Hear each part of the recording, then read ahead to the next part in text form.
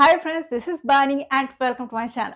বন্ধুরা, আজকে আমি তোমাদের জন্য কিছু দারুণ স্ট্রাকচার নিয়ে এসেছি। প্রত্যেকটা স্ট্রাকচারকে আমরা প্রায় সেন্টেন্সে ব্যবহার হতে দেখি। এগুলোকে আমরা প্রায় সেন্টেন্সে ব্যবহার করে থাকি, কারণ এগুলোকে ব্যবহার করে আমরা খুব সহজেই কিছু বাংলা বাক্যকে ইংলিশে ট্রান্সলেট করতে পারি। দেখো, এগুলোর সাহায্য নিলে আমরা আমাদের সেন্টেন্সগুলোকে আরেকটু এনহ্যান্সও করতে পারি, একটু অ্যাডভান্সড করে তুলতে পারি। তো প্রত্যেকটা স্ট্রাকচারকে খুব মন দিয়ে বোঝার চেষ্টা করো। আমি প্রত্যেকটার সাথে এক্সাম্পল দিয়ে তোমাদেরকে বুঝিয়ে দেওয়ার চেষ্টা করব সেন্টেন্স এগুলোর সঠিক ব্যবহার। তো আজকের ভিডিওটা কিন্তু খুবই ইম্পর্টেন্ট, খুবই ফ্রুটফুল হতে চলেছে। তোমরা কোথাও যাবে না। আমার সাথে ভিডিওটা একদম শেষ পর্যন্ত থাকবে। যা চ্যানেলে নতুন অর্থাৎ প্রথম আমার ভিডিও দেখছো তারা প্লিজ চ্যানেলকে সাবস্ক্রাইব করে নিও। তাহলে যখনই আমি ভিডিও আপলোড করব তোমরা নোটিফিকেশন পেয়ে যাবে। তো আর দেরি না করে চলো শুরু করা যাক আজকের ভিডিও। বাংলায় আমরা প্রায় বলে থাকি যুদ্ধের পরে জানা যায় প্রচুর লোক মারা গিয়েছিল। দ্যাট মিনস যুদ্ধের পরে এটা জানতে পারা যায় যুদ্ধের ফলস্বরূপ প্রচুর লোক মারা গিয়েছিল, প্রচুর ঘর ধ্বংস হয়ে গিয়েছিল, প্রচুর বাড়ি ধ্বংস হয়ে গিয়েছিল। সেই ভূমিকম্পটার পরে প্রচুর বাড়ি ধ্বংস হয়ে গিয়েছিল, জঙ্গলটা পুরো ধ্বংস হয়ে গিয়েছিল। তো এরকম অর্থে আমরা সেন্টেন্সগুলোকে ঠিক কিভাবে তৈরি করতে পারি? আমরা এখানে ফলস্বরূপে বোঝাতে পারি বা এটাও বোঝাতে পারি যে এটার পরে এটা হয়েছিল।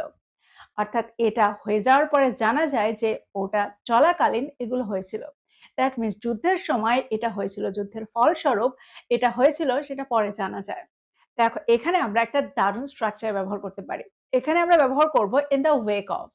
In the wake of sentence, দেখো সেন্টেন্সে আমরা ইন দ্য ওয়েক অফ কে ঠিক কিভাবে ব্যবহার করছি। In the wake of the storm many houses were damaged. In the wake of the storm, many houses were damaged. আরেকটা এক্সাম্পল দেখো, যদি আমি বলি মহামারীটার পরে মানুষ আরো স্বাস্থ্য সচেতন হয়ে গিয়েছিল, সেন্টেন্সটা কি হবে? In the wake of the pandemic, people became more health conscious. In the wake of the pandemic, many people became more health conscious. আরেকটা এক্সাম্পল দেখো, যদি আমি বলি যুদ্ধের ফলস্বরূপ অনেক মানুষ বাড়ি হারিয়েছিল বা যুদ্ধের পর অনেক মানুষ বাড়ি হারিয়েছিল, সেন্টেন্সটা কি হবে? In the wake of the war, many people lost their homes. In the wake of the war, many people lost their homes. তোমরা বুঝতে পারছো এই ধরনের সেন্টেন্সে আমরা এই স্ট্রাকচারটাকে ঠিক কিভাবে ব্যবহার করছি। In the wake of something, that means এটার পরে এটা জানা যায়, এটার ফলস্বরূপে এগুলো হয়েছিল সেটা জানা যায়। আমরা প্রায় এই ধরনের সেন্টেন্স ব্যবহার করে থাকি, বাংলায় এই ধরনের বাক্য প্রায় ব্যবহার করে থাকি, আর এগুলোকে খুব সহজে আমরা এই স্ট্রাকচারটার মাধ্যমে ট্রান্সলেট করতে পারি। এবার আমরা দেখব এর পরেরটা। আমরা বাংলায় প্রায় বলে থাকি আমি তোমার বন্ধু আর সেই হিসাবে আমি তোমাকে এটা করতে বলবো। আমি একজন শিক্ষিকা, সেই হিসাবে আমি এটা করতে বলবো। তো এই ধরনের সেন্টেন্স আমরা কিভাবে তৈরি করতে পারি? সেই হিসেবে আমরা এখানে একটা দারুণ স্ট্রাকচার ব্যবহার করতে পারি। এখানে আমরা ব্যবহার করে থাকি as such. As such sentence, দেখো সেন্টেন্সে আমরা অ্যাজ সাচ কে ঠিক কিভাবে ব্যবহার করছি। তিনি একজন নেতা আর সেই হিসাবে তিনি দায়িত্ব গ্রহণ করেন, তিনি দায়িত্ব নেন। He is a leader and as such he takes responsibilities. He is a leader and as such he takes responsibilities. আরেকটা এক্সাম্পল দেখো, আমরা প্রায় বলে থাকি আমি তোমার বন্ধু আর সেই হিসাবে আমি তোমার কেয়ার করি, আমি তোমার যত্ন নিই। সেন্টেন্সটা কি হবে? I am your friend and as such I care about you. I'm your friend and as such I care about you. আরেকটা এক্সাম্পল দেখো, যদি আমি বলি তিনি একজন মা আর সেই হিসাবে তিনি তার সন্তানদের জন্য চিন্তা করেন, সেন্টেন্সটা কি হবে? She is a mother and as such she worries about her children. She is a mother and as such she worries about her children. দেখো, এখানে আমরা as such এর ব্যবহার করেছি সেই হিসেবে, এরকম অর্থে। তো আমার মনে হয় তোমরা বুঝতে পারছো কত সহজে আমরা as such কে সেন্টেন্সে ব্যবহার করতে পারি এই ধরনের অর্থে। এবার আমরা দেখবো এর পরের স্ট্রাকচারটা। বাংলায় আমরা প্রায় বলে থাকি এটা বললে কম বলা হবে। আমরা প্রায় বলে থাকি তাকে মিথ্যাবাদী বললে কম বলা হবে, তাকে শিক্ষিত বললে কম বলা হবে, তাকে একজন উইনার বললে কম বলা হবে। তো এই ধরনের অর্থে আমরা সেন্টেন্সটাকে ঠিক কিভাবে তৈরি করতে পারি, এই সেন্টেন্সগুলোকে আমরা ঠিক কিভাবে তৈরি করব। এখানে আমরা একটা দারুণ স্ট্রাকচার ব্যবহার করতে পারি। এখানে আমরা বলে থাকি to say the least. To say the least example দেখো, to say the least the movie was boring. To say the least, the movie was boring. That means এটাতে আমি জোর দিচ্ছি সিনেমাটা বিরক্তিকরের থেকেও খারাপ ছিল। That means আমি বিরক্তিকর এই ওয়ার্ডটাকে, বোরিং এই ওয়ার্ডটাকে জোর দিতে এই স্ট্রাকচারটার ব্যবহার সেন্টেন্সে করছি। একটা এক্সাম্পল দেখো, যদি আমি বলি সিদ্ধান্তটা ঝুঁকিপূর্ণ ছিল বললে কম বলা হবে। দেখো এখানে আমরা স্ট্রাকচারটাকে প্রথমেও রাখতে পারি, শেষেও রাখতে পারি।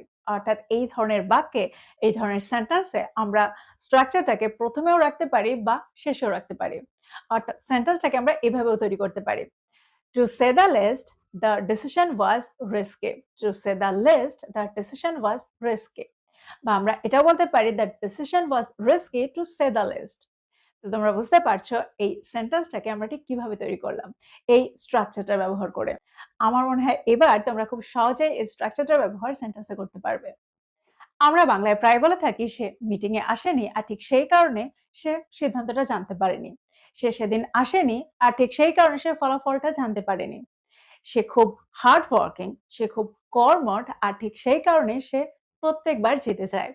তো একই কারণে বা সেই কারণে এরকম অর্থে আমরা সেন্টেন্স একটা দারুণ স্ট্রাকচার ব্যবহার করতে পারি।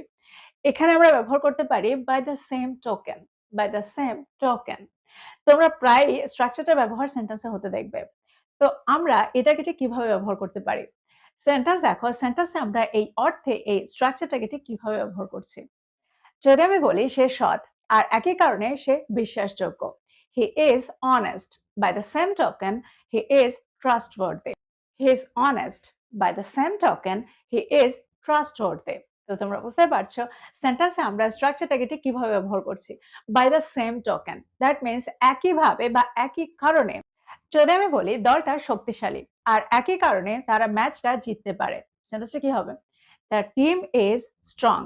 By the same token, they can win the match. The team is strong. By the same token, they can win the match.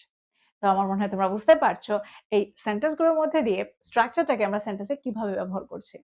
আমরা বাংলায় প্রায় বলে থাকি বলতে গেলে সে ঠিক ছিল, বলতে গেলে সেই সঠিক ছিল, বলতে গেলে কোম্পানিটির মাথা সেই, বলতে গেলে সেই সবকিছু দায়িত্ব সামলায়। সেন্টেন্সগুলোকে আমরা কিভাবে তৈরি করব? বলতে গেলে এরকম অর্থে আমরা সেন্টেন্সে ব্যবহার করব একটা দারুণ স্ট্রাকচার।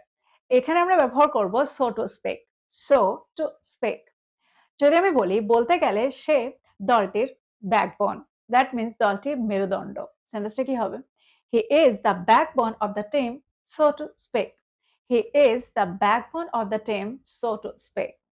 আমরা প্রায় বলে থাকি এই জায়গাটা আমার দ্বিতীয় বাড়ি বলতে গেলে, বা আমরা এরকম ভাবে বলতে পারি বলতে গেলে এই জায়গাটা আমার দ্বিতীয় বাড়ি।